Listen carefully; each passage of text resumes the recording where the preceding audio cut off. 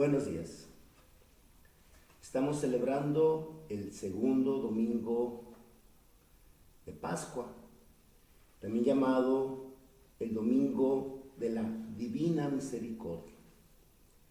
Esta fiesta es reciente, fue instituida por el Papa Juan Pablo II en base a las revelaciones que recibió Santa Faustina, una santa también contemporánea. Santa Faustina es la Santa Margarita María Lacoque de nuestro tiempo. A ella el Señor le recuerda, como en aquel siglo de las luces, a Santa Margarita María Lacoque, la necesidad de creer en el infinito amor que Dios nos tiene y en su infinita misericordia. Este mundo fue creado por parte de Dios con tanto amor. Yo repito mucho esta idea porque me impacta mucho pensar que el mundo pudo haber sido hecho plano, blanco y negro, con el perro, el chivo y la vaca y nada más, con las puras margaritas o los puros plátanos. Y sin embargo es tan hermoso, tan bello. Yo aún en mis años de haber estado muy lejos de la iglesia y todo eso, nunca dejé de creer en Dios porque yo veía un orden tan hermoso alrededor que decía, pues alguien tuvo que hacer esto. Alguien lo hizo y lo hizo con amor. Es tan maravilloso ponerse a pensar en la armonía, es tan hermoso ponerse a pensar en las cosas, cómo se acomodan, así decir, la materia y la energía luchando ciegamente, no pudieron crear cosas tan hermosas como las que existen.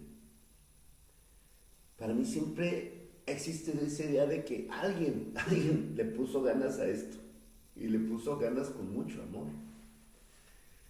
Podemos pensar en la misericordia de Dios, cómo se derrama sobre nosotros en el dulce sabor de las fresas, en el agradable olor de los nardos, en la hermosura de un amanecer, de un atardecer, en la sonrisa de un niño. ¿Cuántas cosas nos han hablado de Dios sin decirnos una sola palabra? Pues bien, por si eso fuera poco, por si esa infinita misericordia de Dios fuera poco, contamos con ese amor que Él nos derramó al enviarnos a su propio Hijo. Como dice la palabra, tanto amó Dios al mundo que le entregó a su Hijo único, para que todo el que crea en Él tenga vida eterna. En ese domingo escuchamos en la primera lectura de los Hechos de los Apóstoles cómo la multitud de los creyentes tenían un solo corazón, una sola alma, y lo ponían todo en común. Ese signo del amor que se convierte en difusivo, ese signo del amor que se convierte en compartir. En la primera carta del apóstol San Juan, en la segunda lectura, se nos dice que todo el que cree en Jesús ha nacido de Dios y que conocemos que amamos a los hijos de Dios y que amamos a Dios y cumplimos sus mandamientos. Ese amor que Jesús tuvo se convirtió en obediencia. Jesucristo vino al mundo y siendo rico por nosotros se hizo pobre. Jesucristo vino al mundo y siendo rico, siendo todopoderoso, siendo grande, se hizo tan pequeño para estar cerquita de nosotros.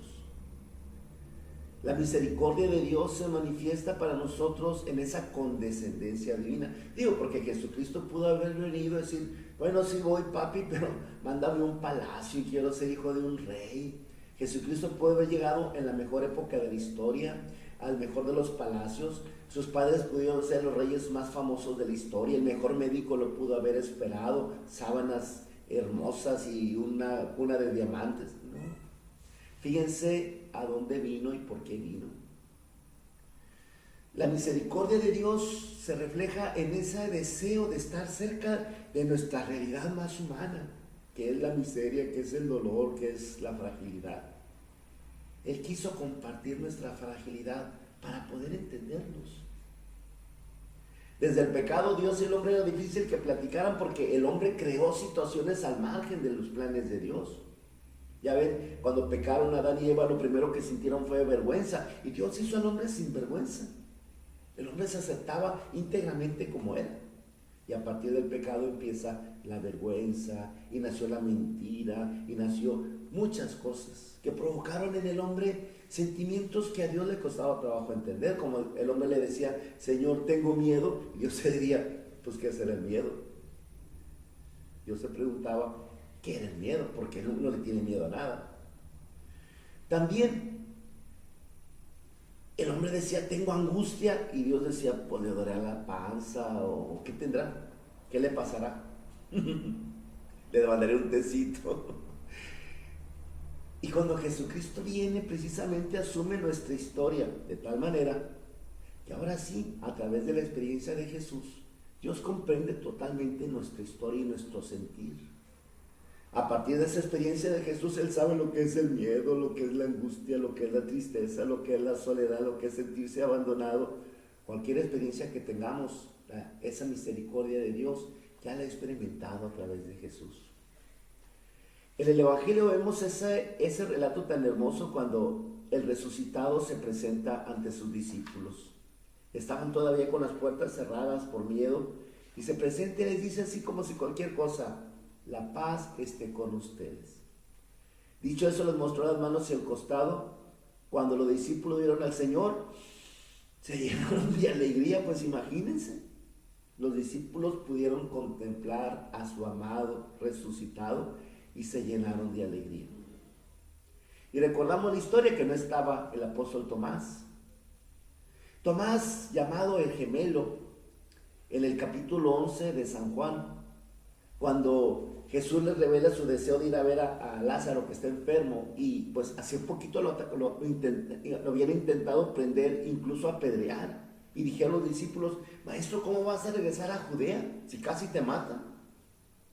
Pero Jesús manifiesta su deseo de hacerlo, y entonces Santo Tomás dijo, vamos y muramos con él. Se ve que su personalidad era fuerte, era valiente, y sin duda en el momento de la huida se dejó contagiar del miedo de los demás, cosa que le ha de haber dado mucho coraje. De hecho, en ese momento los apóstoles están todos asustados, encerrados, y Santo Tomás no está, porque él salió. No sé si fue a comprar algo, ver las rutas de escape, conocer las noticias. El chiste es que mientras todos estaban encerrados y llenos de miedo, Santo Tomás tuvo la valentía de salir. Y cuando regresa y encuentra aquella fiesta, aquella alegría, pues es como para dar coraje, ¿no? Digo, imagínate que tú llegas a tu casa un día y hubo fiesta y ves los restos del pastel, los restos de la pizza, los restos de la soda, todos contentos, alegres, y a ti no te dio nada, no te tocó nada. Imagínate que hagan una fiesta sin ti y tú llegas, no creo que te dé gusto. Pues así Tomás le dio coraje porque a él no le tocó ver al resucitado. Y entonces dijo aquella frase terrible y fea. Yo creo que cualquier persona enojada dice cosas terribles y feas. Mientras no meta mi dedo en los agujeros de sus clavos y mi mano en el agujero de su costado, no creeré. Y la semana siguiente la misericordia le permite experimentar eso. Ándale pues, se vuelve a presentar Jesús. Ahora sí está Tomás y le dice, ven hijo, ven. Aquí está mi mano, mete tu dedo. Aquí está mi costado, mete tu mano. Y no seas incrédulo si no cree. Y entonces Tomás llega lejísimos, porque en ese momento se arrodilla y le dice, Señor mío y Dios mío. Reconocer la divinidad de Jesús no crean que fue fácil. A la iglesia le costó siglos. Hubo pleitos, hubo situaciones muy difíciles. Hasta el concilio de Nicea ya se aclaró la cosa. No fue fácil para la iglesia entender la divinidad de Jesús. Y Tomás en ese momento llegó. Dios, Señor mío y Dios mío. Y Jesús resucitado les da ese día que se les aparece un don maravilloso para la iglesia. Cuando sopla sobre ellos y les dice, reciban el Espíritu Santo. A quienes ustedes perdonen los pecados, les quedarán perdonados, y a quienes no se les perdonen, les quedarán sin perdonar. El sacramento de la confesión es el sacramento de la misericordia. Es el espacio donde Dios te perdona tus pecados. Ese perdón que nos mereció Cristo en la cruz, ese perdón que nos mereció con su sangre, con su dolor, esa realidad del perdón se hace realidad para nosotros cada vez que me confieso. Cuando me confieso, recibo el torrente de esa misericordia divina sobre mí. Ojalá que sepamos en este día de la divina misericordia entender la manera como Dios se apiada de mí. A mí se me hace triste la gente que pudiendo confesarse y pudiendo comulgar no lo hace. Gente dura 5, 6, 10 años y se confiesan cuando van a ser padrinos o por otras situaciones raras de la vida. Uno dice, ¿cuánto tiempo tienes sin confesarte? 5, 10 años. Uno dice, uy, pues ese tipo mató a alguien o qué. Y salen con cualquier baba de pecados, ni pecados buenos tienen siquiera. Y es que hay un demonio, el demonio mudo, que les tapa la boca para que no se confiesen y les tapa la boca para que no comulguen. ¿Por qué? Pues porque se los quiere jalar al infierno. Hay gente que me dice, padre, es que a mí no me gusta confesarme. Oye, pues si no te estoy ofreciendo una nieve de chocolate o de vainilla, te estoy ofreciendo la vida eterna y te quiero salvar de la condenación eterna. Ojalá que eso nos quede claro en este día y sepamos aprovechar este hermoso sacramento de la misericordia.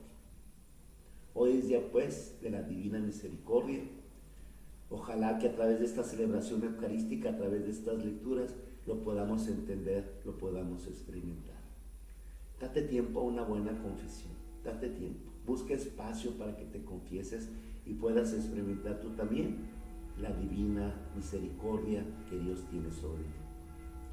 Desde el Valle de San Quintín, Baja California, México, un servidor y amigo, Fray Fernando Rodríguez, los saluda. Que tengan un excelente día.